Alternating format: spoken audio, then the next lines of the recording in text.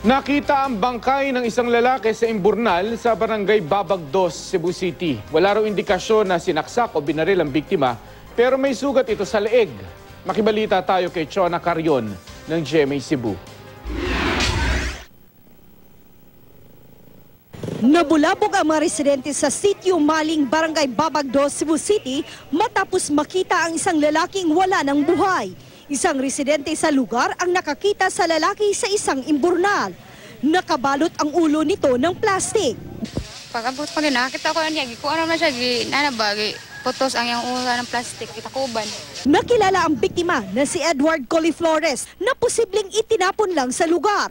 Inaalam pa kung ano ang ikinamatay nito. Wala namang indikasyon na binaril o sinaksak ang biktima. Base sa inisyal na pagsusuri ng homicide investigator, maitim ang pulso ng biktima. Posibleng epekto raw ito ng mahigpit na pagkakatali. Bali din ang lieg nito. Nakita ring may pasa ang likod nito na hinihinalang dahil sa pagtapon sa biktima sa imburnal. Ipapa-autopsy ang katawan ng biktimang nakaasul na sleeveless shirt at shorts. Chona Carrion, Nagbabalita, Pilipinas.